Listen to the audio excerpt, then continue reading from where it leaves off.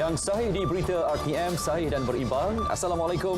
Salam Malaysia Madani. Berita perdana 15 Februari 2023 bersama saya Syahril Sarafuddin. Dan saya Hazel Desmond. Berikut paparan utama malam ini.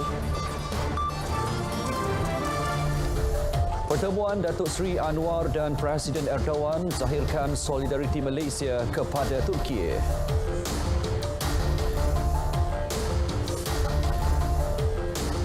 Linus dilarang hasilkan sisa radioaktif tambahan selepas Julai.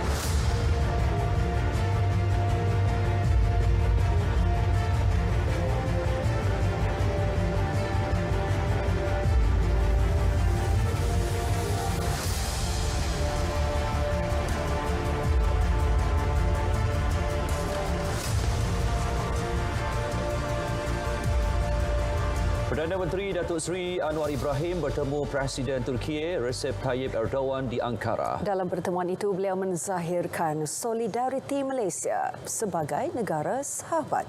Menurut Datuk Seri Anwar, Malaysia memberi komitmen tidak berbelah bagi kepada Turki yang sedang berdepan saat getir dan sukar. Ini terutamanya bagi membantu warga Turki yang terkesan dengan malapetaka gempa bumi. Beliau turut menyampaikan ucapan takziah rakyat Malaysia serta memaklumkan mengenai bentuk bantuan yang telah diusahakan. Dalam hantaran di laman sosial Facebook, beliau turut mengajak rakyat mendoakan agar peristiwa duka ini cepat berlalu dan Turki kembali pulih. Datuk Seri Anwar diiringi Menteri Luar Negeri Datuk Seri Dr. Zamri Abdul Kadir, Menteri di Jabatan Perdana Menteri Datuk Armizan Muhammad Ali, Duta Malaysia ke Turki Sazali Mustafa Kamal.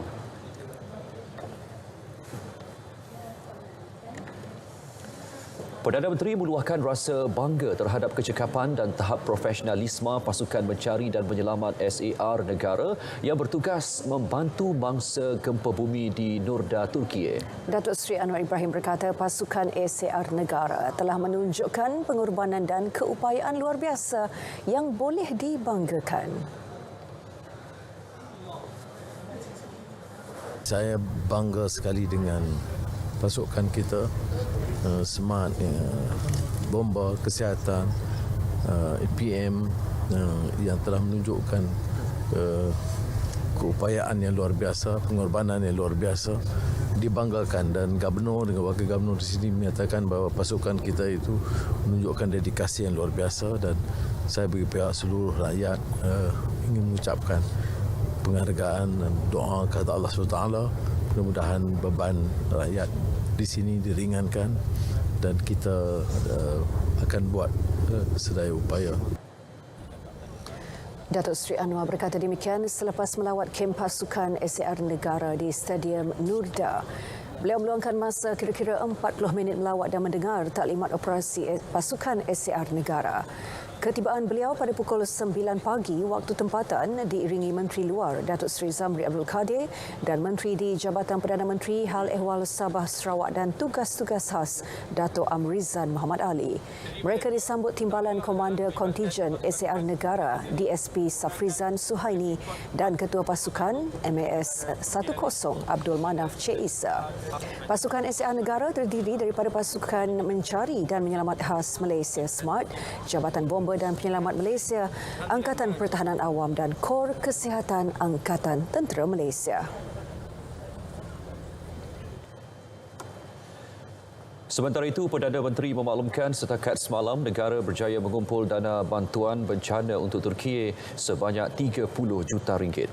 Selain bantuan tenaga kerja SAR, Malaysia turut menyalurkan bantuan dana kemanusiaan kepada Turki dan Syria sebanyak 20 juta ringgit. Manakala tabung bencana Kementerian Luar Negeri sehingga kini berjaya mengutip sumbangan mencecah kira-kira 25 juta ringgit.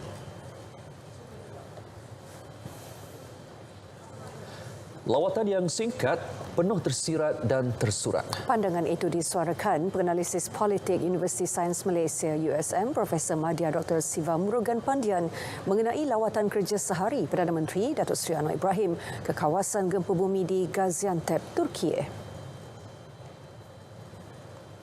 Hubungan yang terjalin erat antara Malaysia dan Turki jelas menunjukkan keikhlasan dan kejujuran dalam melahirkan perpaduan berteraskan kemanusiaan dan keihsanan kedua-dua pihak.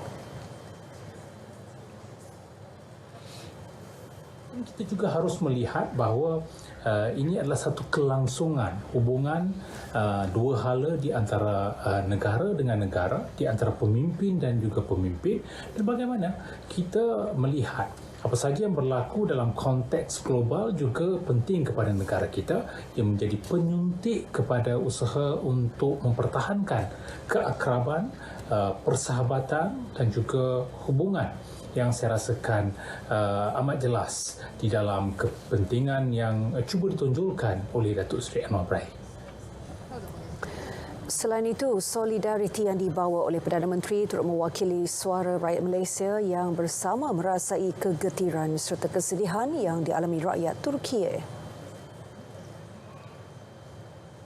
Ketika negara Turki sedang berhadapan dengan salah satu ujian yang paling besar, yang dahsyat selepas gempa bumi yang berlaku, kehadiran seorang pemimpin seperti beliau ke negara tersebut menunjukkan bahawa Malaysia amat dekat dengan negara Turki.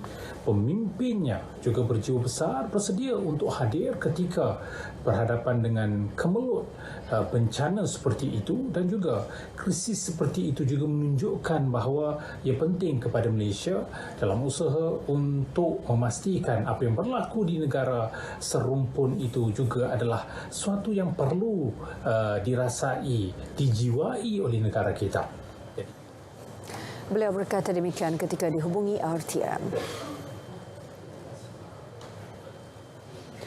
Kita beralih ke perkembangan berikutnya. Yang di-Pertuan Agong Sultan Abdullah Riayatuddin Al-Mustafa Billah Shah berkenan menyerahkan kunci rumah kurniaan Yayasan Sultan Abdullah Yasa kepada 15 penerima. Rumah bernilai RM150,000 itu antara yang pertama berkonsepkan mesra orang kurang upaya OKU kurniaan baginda. Sultan Abdullah turut meluangkan masa beramah mesra dengan penerima yang juga merupakan penduduk setempat. Rumah ini dilengkapi 3 bilik, sebuah bilik air dan laluan khas OKU. Salah seorang penerima, Muhammad Khairi Osman, yang OKU fizikal sejak lahir, bersyukur kerana rumah ini dapat menggantikan rumah program perumahan rakyat termiskin yang didiaminya sebelum ini yang sering dilanda banjir. Dia masa terus apabila dia sembang dengan saya dalam kedai tu, terus dia cakap macam tu. Saya pun terkejut jugalah.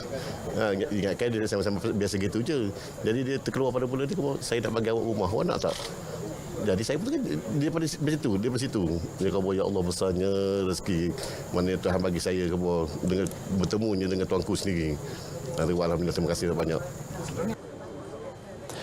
Menurut Khairi, kediaman yang diterima turut dilengkapi ruang niaga membolehkan beliau meneruskan perniagaan kedai runcit yang diusahakannya.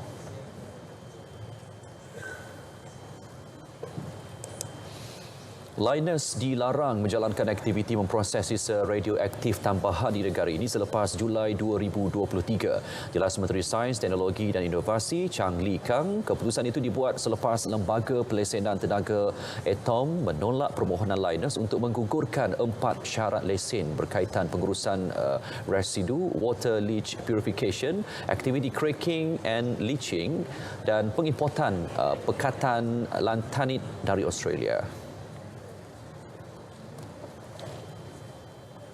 Sementara mendapat lanjutan lesen selama 3 tahun, Linus perlu mematuhi syarat yang telah dikenakan sejak Mac 2020 supaya aktiviti cracking and leaching yang menghasilkan sisa radioaktif akan dijalankan di Australia dan tiada aktiviti cracking and leaching dilakukan di Lem, Gebeng, Pahang selepas bulan Julai 2023.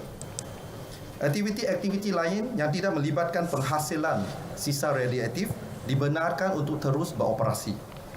Dalam erti kata lain, tiada lagi sisa radioaktif tambahan daripada Linus selepas bulan Julai 2023.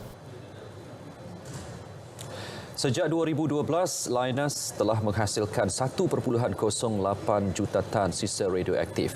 Jumlah sisa itu dijangka mencecah 1.2 juta tan sehingga Julai 2023. Projek Jana Wibawa ditangguh pelaksanaannya bagi meneliti semula sama ada tata cara perolehannya mengikut peraturan ditetapkan perbendaharaan.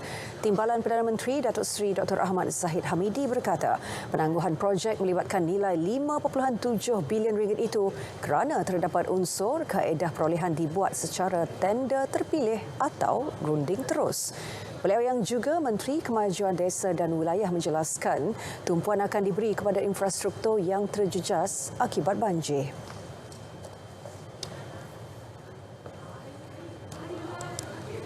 Pihak kementerian mengambil keputusan agar tata cara perolehan perbendaharaan mesti diikuti sepenuhnya. Ini termasuk membuka tender-tender supaya projek-projek ini dapat dilaksanakan tidak akan berkompromi dari segi pelaksanaan, terutamanya jeda waktu atau tempoh infrastruktur bandar. Kita akan berikan keutamaan di kawasan-kawasan terutama yang terjejas dengan banjir. Jalan-jalan yang rosak, jambatan yang runtuh dan rumah-rumah yang terjejas, saya telah meminta pegawai-pegawai di kementerian dan agensi akan untuk melaksanakan dengan segera. Kerjasama dengan Sabah dan Sarawak juga akan dipergiat bagi memastikan projek pembangunan infrastruktur di kedua-dua wilayah itu dapat disegerakan. Beliau berkata demikian selepas sesi kunjungan mesra ke Pusat Media Parlimen. Kementerian Kemajuan Desa dan Wilayah KKDW menggariskan 8 strategi utama melibatkan 16 program untuk pemberkasaan golongan belia luar bandar. Antaranya program Start Right PSR serta pendidikan teknikal dan latihan vokasional TVET yang menjadi antara pilihan utama pendidikan dan kerjaya belia luar bandar. Perkara-perkara ini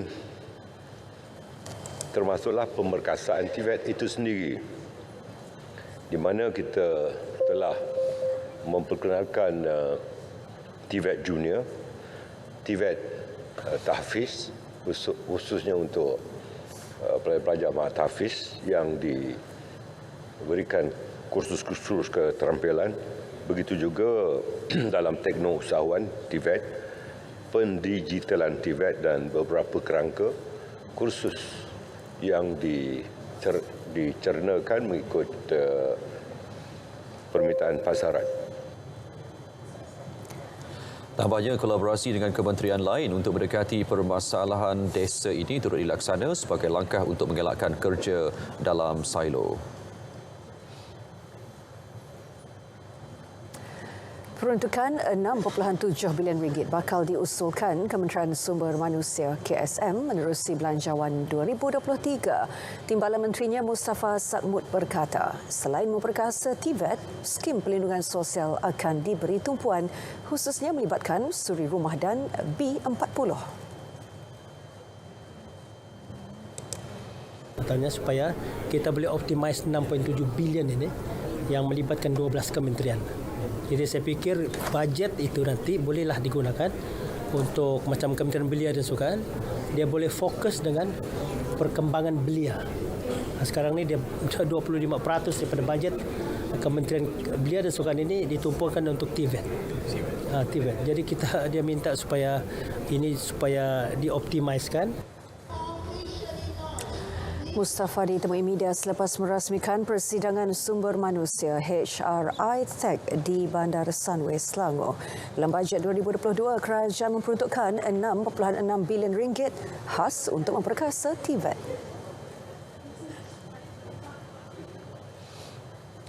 Usaha Nita Sdn Bhd menjalin usaha sama dengan Universiti Kebangsaan Malaysia UKM dan E-Entrepreneurs Women Association EWA bagi memperkasa ekonomi negara dan usahawan dalam kalangan wanita dan pelajar. Sekaligus meningkatkan kebolehpasaran dan daya saing usahawan khususnya golongan B40. Ketua Pegawai Eksekutifnya Datin Sri Azlina Hassan berkata, program kolaborasi berkenaan memberi tumpuan pada pembangunan dari sudut kemahiran, kebolehan, kreativiti serta inovasi. Usaha Nita bertuju peranan sebagai penghubung bagi usahawan dengan agensi di bawah kementerian dan badan-badan korporat.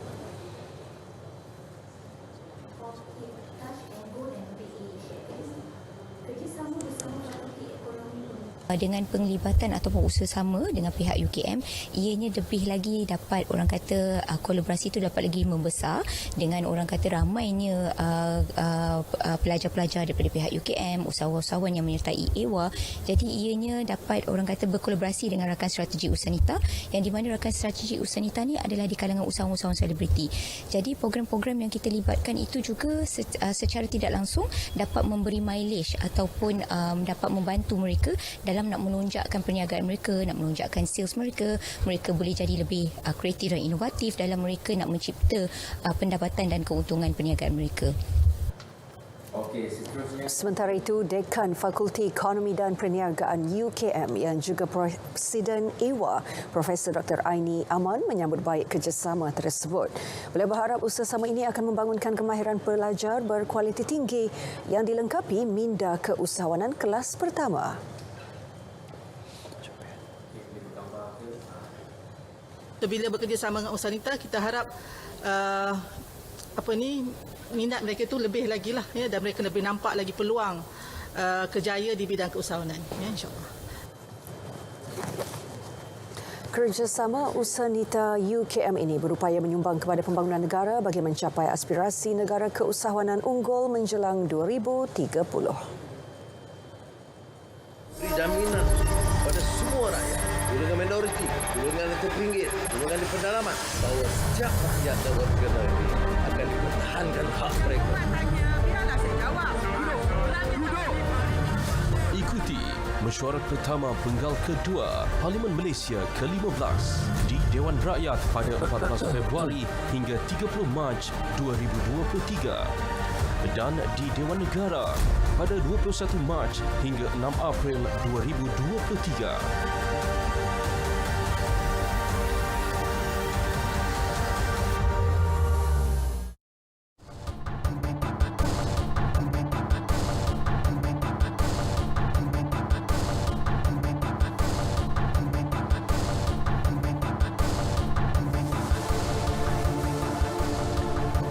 Pendigitalan perniagaan meliputi pengoperasian dan pentadbiran menjadi kunci utama dalam meningkatkan daya saing negara. Jelas Menteri Sumber Manusia V. Sivakumar, pengaplikasian teknologi digital selaras aspirasi Malaysia menuju status negara berpendapatan tinggi. Di peringkat kementerian, usaha tersebut disokong melalui pelaksanaan dasar dan perundangan berkaitan sumber manusia meliputi aspek penggajian, pembangunan kemahiran dan pengambilan pekerja.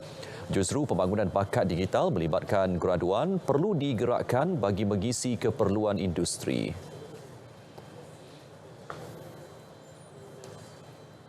Jabatan Pembangunan Kemahiran.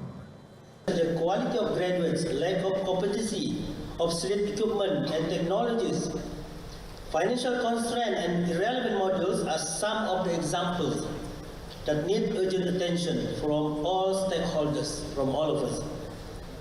In the meantime, there are also some skills training institutions that are struggle to obtain in-depth understanding of the current and future industry needs to digital skills.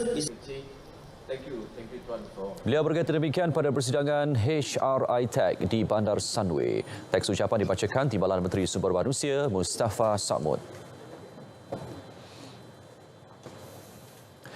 Pengkhususan terhadap industri perusahaan kecil dan sederhana PKS menjadi antara hala tuju utama dalam Belanjawan 2023. Fokus tersebut diberi memandangkan kebanyakan peniaga mengalami kerugian besar. Malah ada yang gulung tikar sepanjang 2 tahun negara bertarung pandemik COVID-19. Harapan peniaga PKS dan IKS dibawakan wartawan Siti Nurul Husna Bukhari menjelang bajet 2023 minggu depan. Sebagai seorang peniaga kecil, peniaga makanan, kita mengharapkan bajet ini akan bagi tumpuan pada kos barang lah, kos harga barang. Macam kita tahu sekarang barang mentah memang agak tinggi melambung dan banyak juga barang-barang keperluan yang sukar yang kita payah dapat di pasaran lah. Itu antara keluhan seorang peniaga makanan yang ditemui. Rata-rata peniaga PKS mahu bantuan bagi mereka untuk meluaskan jaringan perniagaan selain mengatasi masalah kenaikan harga dan kekurangan barang mentah di pasaran.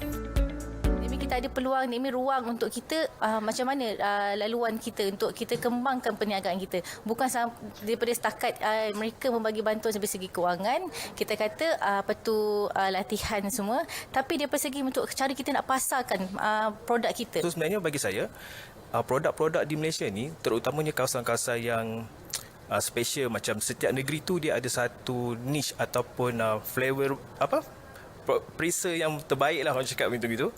Tapi dia tak tahu ke mana dia nak marketkan benda tu. Jadi apa kata kita explore produk-produk kita untuk keluar negara, untuk lebih dikenali di luar negara. Sebab selain fokus yang diberi kerajaan, ruang niaga yang disediakan persatuan tertentu seperti Wawasan Nita dalam dan luar negara mampu memberi manfaat kepada mereka.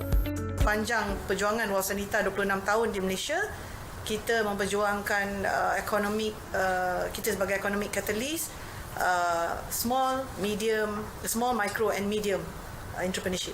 We went to 4 countries last year.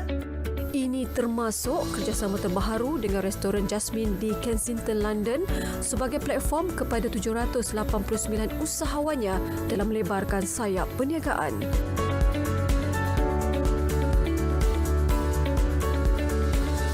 Jadi kita ada tempat untuk kita buat function, apa-apa function lah. Okey, wedding pun boleh. Jadi bila daripada situ saya nampak, saya berfikir apa salahnya kalau saya bagi peluang kepada bekerjasama dengan Wawasan Nita untuk kolaborasi. Untuk membawa ke usahawan-usaha Malaysia ke Kota London untuk ketengahkan lagi produk-produk mereka lah.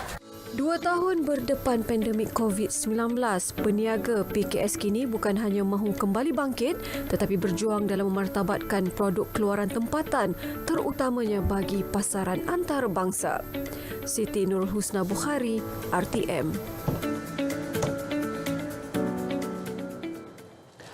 Persatuan Syarikat Penerbangan Asia Pasifik AAPA jangka prestasi perjalanan udara di rantau ini kembali ke tahap sebelum pandemik menjelang suku pertama 2024. Pergerakan aktif ekonomi dan pembukaan semula China yang menyumbang kepada 40% perjalanan bagi seluruh Asia Pasifik akan menjadi pemangkin utama pemulihan tersebut. Bercakap kepada media selepas Forum Situasi Industri Penerbangan sempena persidangan Roots Asia 2023 di Chiang Mai, Thailand, Ketua Pengarahnya Subhas Menon memaklumkan setakat penghujung tahun lalu Asia Pasifik mencatat pemulihan 47.5% dari paras pandemik. Bagaimanapun industri penerbangan kekal berdepan cabaran terutama berkaitan harga bahan api. But there are some headwinds, and one of the most important ones is fuel price, jet fuel prices. I know we consumers, we read the newspapers and we see oil prices coming down, but jet fuel prices have been stubbornly high. And the difference between the Brent crude price and the jet fuel price normally is between 15 to 30%, whereas now it is more than 80%. Sementara itu, Pengarah Serantau Pertubuhan Penerbangan Awam Antarabangsa (ICAO) Asia Pasifik Tau Ma berkata kerjasama antara peserta industri penerbangan dan pelancongan perlu diperkukuh bagi memastikan industri kekal mampan. To see maybe another pandemic or we have to have a good preparation for this. ICAO is working on this. As I mentioned, that we have the high-level conference on the COVID-19. All of these are very critical project or cooperation that we need to improve. So I think that it's better to have all the stakeholders involved in this innovation to work together.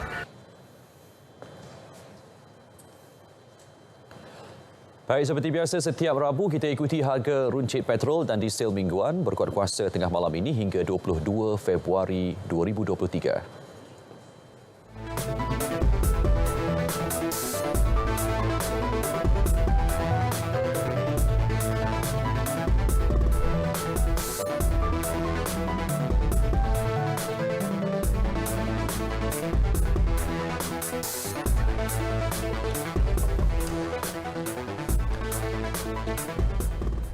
Baik, kehebatan Jepun dalam sistem pengangkutan relnya menjadikan negara matahari terbit itu sebagai sumber rujukan negara. Susulan itu, Kereta Api Tanah Melayu Berhad KTMB telah menganjurkan program pembangunan modal insan bersama Japan Freight Railway Company JR Freight. Ya, program memberi pelbagai pendedahan mengenai pengurusan logistik rel yang cekap dan optimum.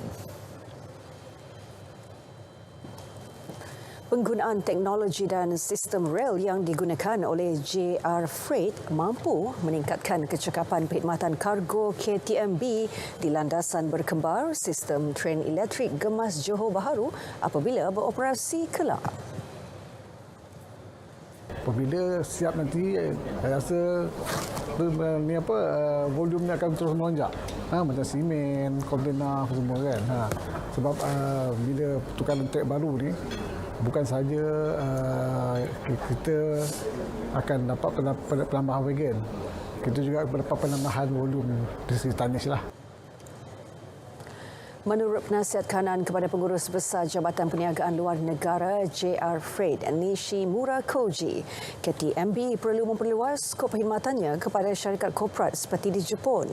Tambah beliau, sudah tiba masanya KTMB menjadi hub agihan kargo melalui pelabuhan sedia ada. Propose to KTMB focus to demand from Malaysia to Thailand or China by railway transportation, not ship cargo. Okay. So I think if so, Malaysia Ipoh or so I Nirai is as near to Port Klang. So Ipoh and Nirai station should focus or should get the demand cargo also between Malaysia and Thailand or between Malaysia and China. Menurut Ketua Pengarah Rel Kementerian Pengangkutan Muhammad Syahriman Safin, kesalin hubungan antara pelbagai kaedah pengangkutan membantu Malaysia ke arah hub pengedaran serantau sejajar dengan Dasar Pengangkutan Negara 2019-2030.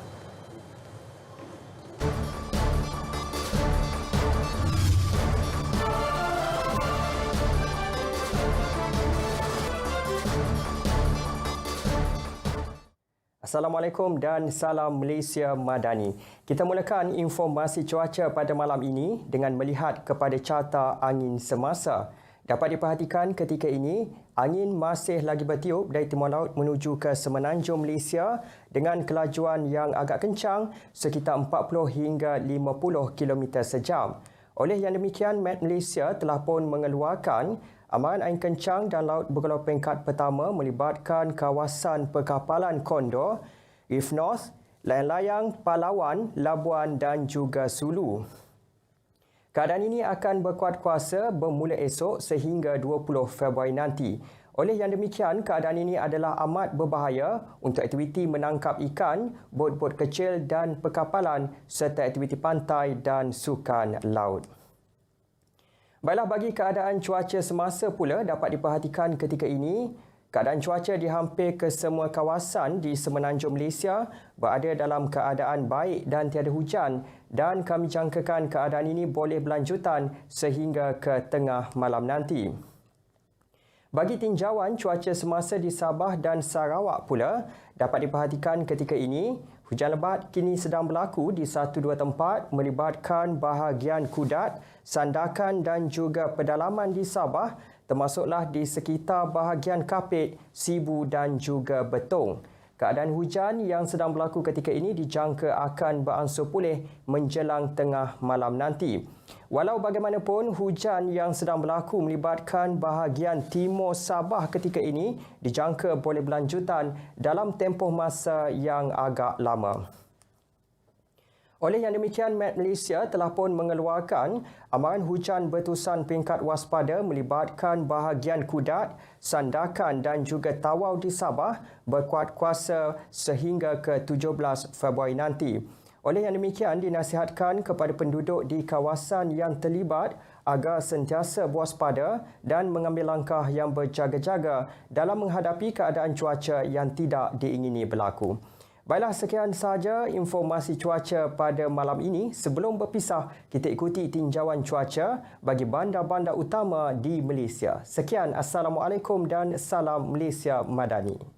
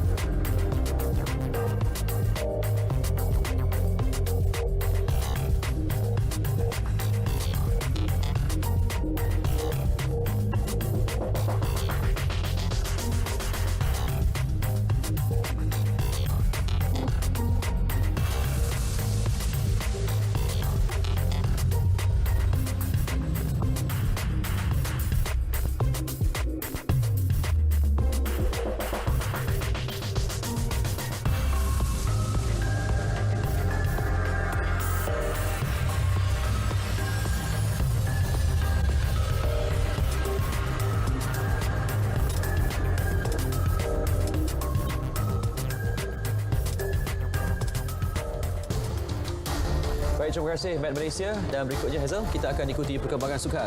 Rakan penyampai Azhar Hamzah sudah pun bersedia, teruskan. Silakan Haji Akhtar. Malaysia buka kempen BAMTC dengan bergaya. Harif terpaksa lupakan Sukan C 2023 di Kemboja.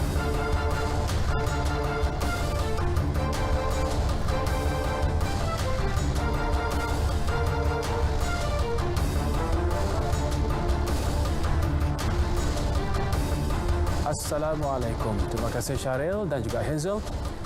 Kita mulakan dengan perkembangan badminton. Malaysia dijangka tidak berdepan masalah untuk mencatat kemenangan kedua apabila turun berdepan Kazakhstan pada aksi kumpulan B Kejohanan Berpasukan Campuran Asia 2023 BAMTC di Dubai malam ini. Andai menang, ia bakal menjadi kemenangan kedua skuad negara selepas mengalahkan tuan rumah Emirat Arab Bersatu UAE semalam, sekaligus mencerahkan peluang mara ke suku akhir.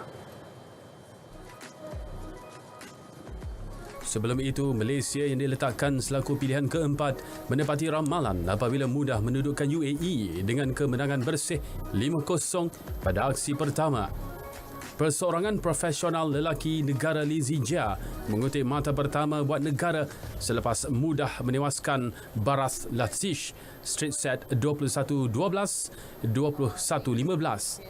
Perseorangan profesional wanita negara Goh Jing Wei pula hanya memerlukan 19 minit untuk meletakkan Malaysia selesa 2-0 apabila mengatasi Madhumita Sudarapandian dengan 21-0 dan 21-7. Beregu profesional lelaki negara Teo Yi Ong Yew Sin kemudian mengesahkan kemenangan Malaysia dengan menyumbang mata ketiga hasil kejayaan ke atas Dev Ayapan Diren Nayapan 21-11, 21-13. beregu wanita utama negara Pelitahan Tina juga tidak berdepan masalah menewaskan Sanika Dawan Guraf Tabia Khan dengan 21-9 dan 21-8. Manakala beregu campuran profesional negara Tan Kian Meng Lai Pei Jing menewaskan gandingan Dev Vishnu Alina Khatun 21-10 dan 21-9. Selepas berdepan Kazakhstan malam ini, Malaysia akan menamatkan saingan kumpulan bertemu India bagi penentuan juara malam esok. Sementara itu, Ketua Pegawai Eksekutif Akademi Badminton Malaysia ABM, Michelle Chai menyifatkan masih terlalu awal untuk meletakkan sasaran buat skuad badminton muda negara yang akan menggalas cabaran di Sukan C 2023 Kemboja. Menurutnya, seramai 38 pemain muda berada dalam senarai Persatuan Badminton Malaysia ABM, namun hanya 10 pemain lelaki dan 10 pemain wanita akan dipilih ke Tamasya Sukan Dwi tahunan itu. Michelle memaklumkan kesemua pemain itu akan dihantar menerusi kategori A, iaitu kos ditanggung sepenuhnya Majlis Olimpik Malaysia MOM dalam usaha membawa pulang kilauan pingat di tamasya itu. Pihaknya juga perlu menilai dahulu pencabar Malaysia di Kemboja selain melihat barisan pemain yang sesuai selepas tarikh Sukan C bertindih dengan Piala Sudirman. Bagaimanapun, beliau menegaskan ABM tetap yakin dengan kemampuan yang ada dalam pemain muda negara di bawah BAM. Sukan C 2023 di Kemboja akan bermula pada 5 hingga 17 Mei ini, manakala Piala Sudirman pula dijadual berlangsung dari 14 hingga 21 Mei di Shenzhou, China. Pada edisi ke-31 di Hanoi, Vietnam tahun lepas, skuad badminton negara hanya meraih 1 pingat emas, 2 perak dan 1 gangsa. Ini pula berita mengejutkan menjelang Tamasya Sukan C. Pakar pecut berbasikal negara Muhammad Harif Saleh tidak disenaraikan dalam skuad lebuh raya negara yang akan menyertai Sukan C Kemboja 2023 pada Mei depan. Perkara itu diumumkan pengurus pasukan Nur Azman Abu Samah. Nur Azman Abu Samah berkata keputusan itu dibuat selepas perbincangan bersama barisan jurulatih selepas laluan bagi edisi kali ini memerlukan pelumba yang memiliki kemahiran serba boleh untuk mengibar cabaran negara. Jelas Nur Azman, hanya acara kriterium dan lepas beramai-ramai individu sahaja dipertandingkan dalam disiplin lebuh raya pada edisi kali ini. Dua saingan itu melibatkan laluan landai serta berbukit yang mana dilihat tidak sesuai dengan kemahiran pecut dimiliki Harif. Sebelum ini, Harif, 34 tahun, merupakan pemenang pingat emas kriterium pada Sukan C 2015 dan 2017 serta juara acara lepas beramai-ramai edisi 2017. Bagi edisi 2023 di Kemboja, cabaran skuad lelaki negara akan digalas juara bertahan acara lepas beramai-ramai Nur Aiman Muhammad Zarif serta Nur Aiman Rosli, Nur Amirul Fakrudin Mazuki, Akmal Hakim Zakaria dan Syahrul Mat Amin. 2 pingat emas, 4 perak dan 5 gangsa menjadi buruan skuad sepak takraw dan Chinlon negara pada Sukan C Kemboja 2023 yang akan bermula 5 hingga 17 Mei ini. Presiden Persatuan Sepak Takraw Malaysia PSM Datuk Muhammad Sumali Redwan berkata daripada jumlah itu sebutir emas, 3 perak dan 1 gangsa diharapkan hadir menerusi kem sepak takraw dengan sandaran emas diletakkan kepada acara beregu lelaki. Bagi Chinlon, sukan tradisi Myanmar yang kembali dipertandingkan selepas kali terakhir pada edisi 2017 di Kuala Lumpur, PSM berhasrat untuk meraih 1 emas, 1 perak dan 4 gangsa. Bagi sukan sepak takraw, Malaysia akan mengambil bahagian dalam acara regu berpasukan dan beregu lelaki, manakala skuad wanita beraksi dalam acara beregu berpasukan dan kuadran wanita. Bagi Chin Lon pula, kontijen negara menghantar wakil dalam 2 acara lelaki, wanita dan campuran. Tambah Muhammad Sumali, PSM, akan memuktamadkan senarai akhir pemain ke Phnom Penh menerusi sesi pemilihan selama 3 hari bermula 24 Februari ini. Baiklah, kita beralih ke perkembangan bola sepak menjelang saingan Liga Super 2023 yang akan bermula 24 Februari ini. Kelantan FC dilihat semakin rancak memperkuatkan cabaran mereka selepas membawa masuk beberapa tenaga import baru. Skuad The Red Warriors kali lagi mendapatkan khidmat pemain dari Spanyol iaitu Miguel Angel Garrido Cufiumses. Perkara itu diumumkan Kelantan FC dalam kenyataan hari ini. Menurut kelab tersebut, Miguel Angel yang bermain di posisi pertahanan telah menandatangani kontrak selama 1 musim bersama mereka. Pemain berusia 32 tahun itu memiliki pengalaman luas dalam bola sepak Spanyol apabila pernah bersama Elche FC, Malaga FC, Girona FC dan UD Ibiza. Kehadirannya dilihat mampu memperkukuhkan benteng The Red Warriors yang kini di bawah kendalian ketua jurulatih dari Korea Selatan, Choi Moon-sik. Sebelum ini, Kelantan telah menandatangani 5 pemain import iaitu Kim Min-yu dan Kang Yu-chan dari Korea Selatan, Christian Mangaran Rotini, Itali Filipina, Mario Agas Spanyol dan Nuha Marong Krubali dari Gambia. Saudara, sebentar tadi telah pun masuk waktu solat fardu Isyak bagi Kuala Lumpur dan kawasan-kawasan yang sewaktu dengannya. Dengan ini, selamat menunaikan solat fardu Isyak. Baik, ini pula perkembangan mengenai bekas Menteri Kesihatan Khairi Jamaluddin yang sah menyertai kelab Johor Darul Ta'zim JDT sebagai ahli lembaga pengarah kelab itu. Menerusi pengumuman di laman sosial Johor Southern Tigers, juara Liga Super 9 kali berturut-turut tersebut turut melantik beliau sebagai penasihat belia Johor. Khairi memiliki pengalaman luas dalam sukan bola sepak apabila pernah dilantik sebagai timbalan Presiden Persatuan Bola Sepak Malaysia FAM dari tahun 2007 hingga 2010. Selain itu, kewujudan program pembangunan bola sepak negara NFDP juga merupakan usaha beliau ketika menjadi Menteri Belia dan Sukan. Di laman sosialnya, Khairi meluahkan penghargaan kepada Tunku Mahkota Johor, Tunku Ismail Sultan Ibrahim yang merupakan pemilik JDT. Menurutnya, pengalaman yang ada akan digunakan untuk membantu skuad Harimau Selatan menjadi kelab bola sepak terunggul di benua Asia. Selain itu, beliau juga sedia membantu merealisasikan hasrat Tunku Mahkota Johor dalam memperkasakan belia bangsa Johor, antaranya melalui pendidikan, keusahawanan dan kebajikan.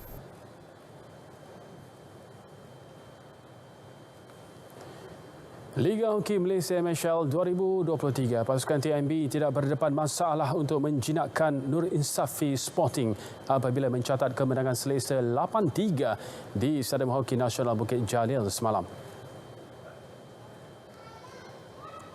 Permainan suku pertama hingga ketiga jelas dikuasai anak buah Nur Saiful Zaini Nasiruddin apabila meledak 6 gol manakala 2 lagi jaringan diraih pada suku keempat. Bagi Nur Saiful Zaini, biarpun pasukannya mencatat kemenangan besar, namun beliau masih lagi kurang berpuas hati. Menurutnya, masih ada beberapa kelemahan yang perlu diperbaiki terutama ketika bertahan. Saya rasa kita tak bermain seperti mana yang kita nak lah. Especially bila kita attack kan. Dan kita tak ambil ada loose player belakang. Dia orang skor 3 gol. Saya rasa itu petanda yang tak baik lah untuk TNB. Kita tak boleh lepas gol macam tu. Tapi mereka juga ada beberapa pemain yang bagus daripada India ni, import player. Ada skill. TNB kini menduduki tangga ketiga keseluruhan dengan 6 mata selepas 3 perlawanan. Sementara itu, dalam satu lagi perlawanan menyaksikan pasukan hoki Terengganu THT meneruskan prestasi konsisten apabila menewaskan UiTM HAKPT 2-1. Juara Piala Sumbangsih 2023 itu mendahului pada suku pertama hasil pukulan penalti stroke oleh Jang Jong-yun. Enggan mengalah, UiTM memperkemas permainan dan gol penyamaan yang dicari hadir menerusi Daniel Ashraf yang menyempurnakan penalti stroke kira-kira 3 minit sebelum tamat suku kedua. Terikat 1-1, kedua-dua pasukan terus rancak melakukan serangan demi serangan namun tiada jaringan dihasilkan pada suku ketiga.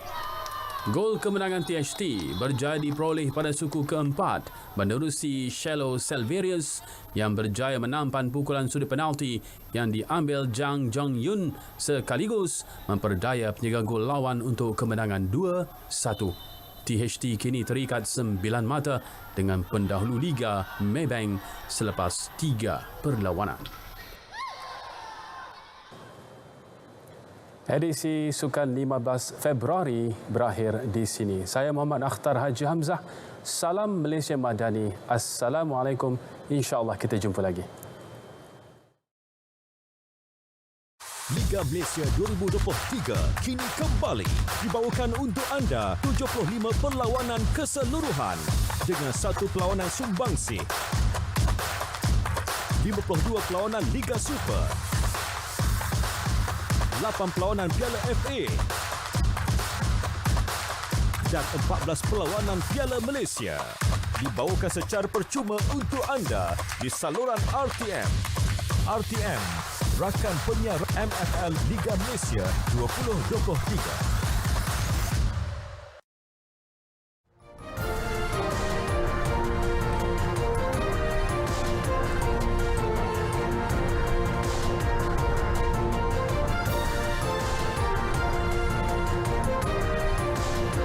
Masih bersama berita perdana.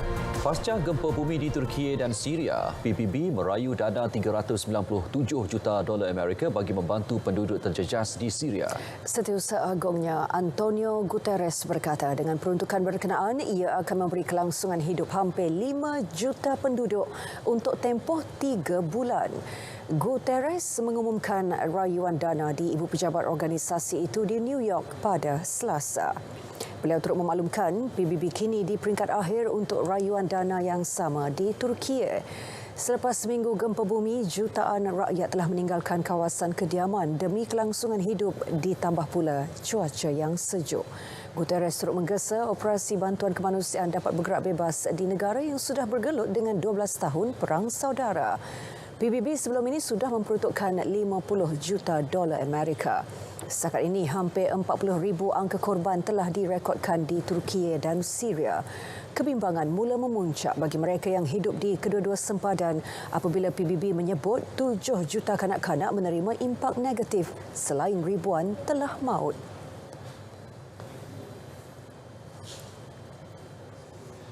Taufan Gabriel di New Zealand ragut 4 nyawa. Juga Jepun kritik tindakan China terbangkan belon pengintip di ruang angkasanya. Kita saksikan rangkuman berita luar negara.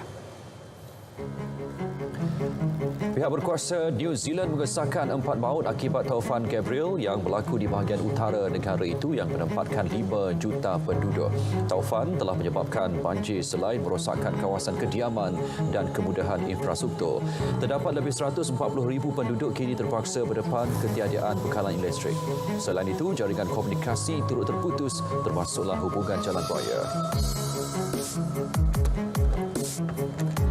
Jepun menegaskan tindakan China mencabuli ruang angkasanya dengan menerbangkan belon pengintip adalah tindakan yang tidak boleh diterima sama sekali. Ketua Setiausaha Negaranya Hirokazu Matsuno berkata, berdasarkan siasatan, objek belon yang diterbangkan tanpa pemandu sebelum ini adalah milik China. Pihak Kementerian Pertahanan Jepun sebelum ini turut membuat kenyataan sama dengan mengesyaki belon pengintip China memasuki wilayah Jepun sekurang-kurangnya 3 kali sejak 2010. 2019.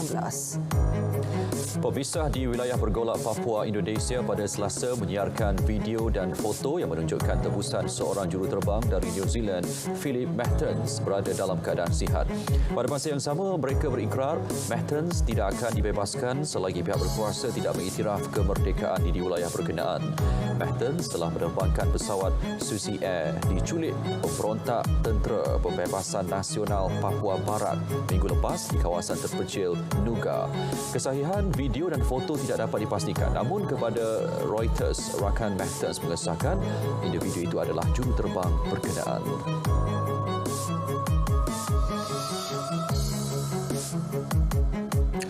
Jabatan Bomba dan Penyelamat Malaysia JBPM bersiap sedia melakukan pertukaran pasukan misi operasi mencari dan menyelamat SAR bangsa gempa bumi di Turki. Ketua Pengarah baharunya Dato' Abdul Wahab Mat Yassin berkata tahap kesediaan itu termasuk pertukaran anjing pengesan K9 dan aset berdasarkan keperluan yang ditentukan oleh kerajaan. Setakat ini kita tidak menerima sebarang bentuk bantuan tambahan ataupun pertukaran. Tetapi saya percaya selepas kehadiran Yang Amat Berhormat Perdana Menteri di sana, satu keputusan sama ada memerlukan tambahan bantuan SAR ataupun lain-lain bantuan, kita sentiasa menunggu dan bersiap sedia untuk menghantar pegawai dan anggota bomba serta aset-aset yang berkaitan. Setakat ini 36 anggota JBPM dan 2 anjing K9 iaitu Danti dan Frankie menyertai misi SAR di Turki.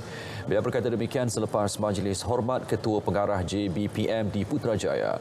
Dato' Abdul Wahab memaklumkan akan meneruskan legasi bekas Ketua Pengarah JBPM Datuk Seri Muhammad Hamdan Wahid bagi menjayakan agenda pemantapan pasukan Wira Merah berteraskan konsep Malaysia Madani.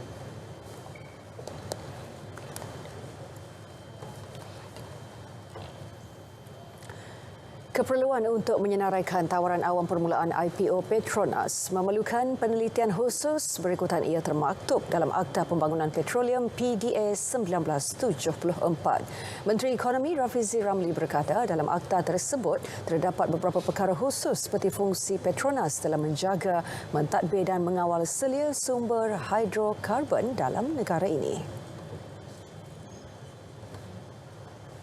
Sebab itu saya lihat di masa yang lepas apabila Petronas menyenaraikan perniagaannya, yang disenaraikannya itu adalah yang berhubung dengan perkara-perkara yang tidak menyentuh bidang kuasa serta bidang tugas yang khusus yang ada di dalam PDA, Petroleum Development Act 1974. Jadi perkara itu saya ingat akan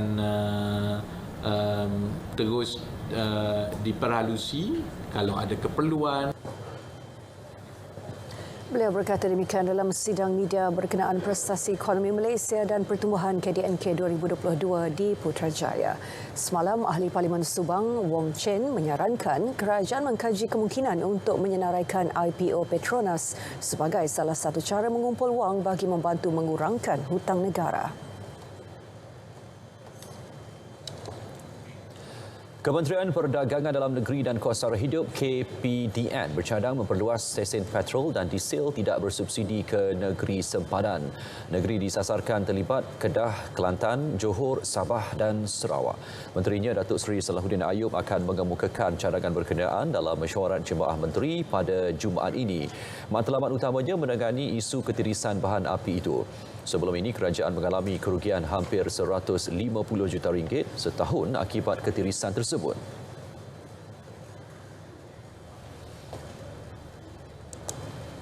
Kita akan mencadangkan supaya lebih banyak stesen dibuka di kawasan sebelah timur pula, iaitu di Kelantan dan juga di Johor Bahru yang bersepadan dengan Singapura, dan demikian juga kita fikirkan di Sabah dan Sarawak yang sememangnya di sepanjang sepadan itu kita bersepadan dengan negara Indonesia. Inilah suatu kaedah ataupun pendekatan ekonomi yang praktikal, yang doable di samping menyelamatkan kekerisan, dan ia masih memberikan keuntungan kepada pihak kerajaan.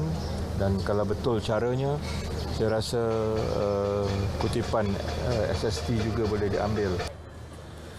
Beliau berkata demikian selepas merasmikan projek rintis pembekalan petrol RON 95 dan diesel tanpa subsidi di Perlis.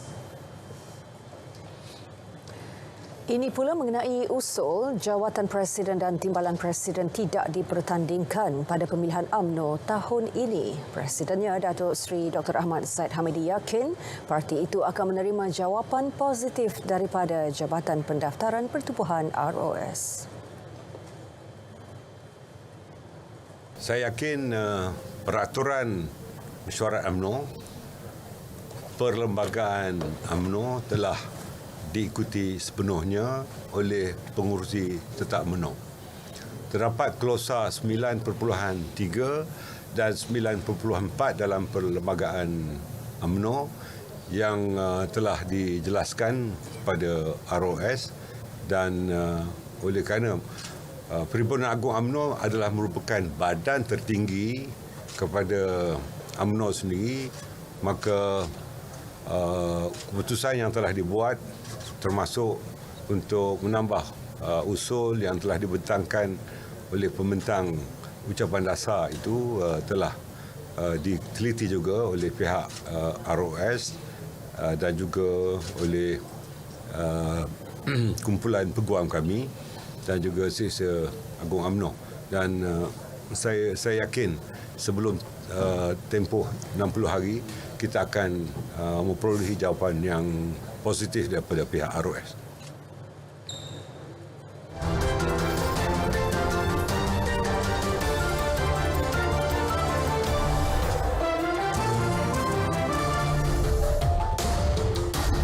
Baik, bila sebut tentang ular masuk rumah, Hazel, pastinya pengalaman yang tiada siapa suka lah. Dan paparan hashtag malam ini ada kisah berkenaan. Kita saksikan.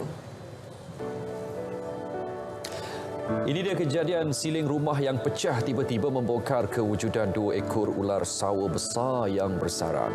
Video yang dikongsi di TikTok menyaksikan sekumpulan anggota APM cuba menangkap 2 ekor reptilia tersebut di siling rumah di lorong Permai Camang, Bentong.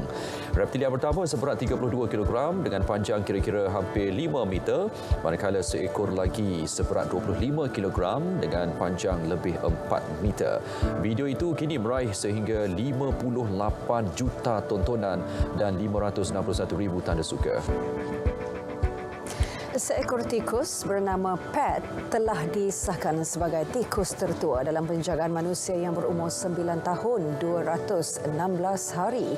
Tikus yang memecahkan rekod itu dilahirkan pada 17 Julai 2013 di San Diego Zoo Safari Park dan membesar di zoo berkenaan.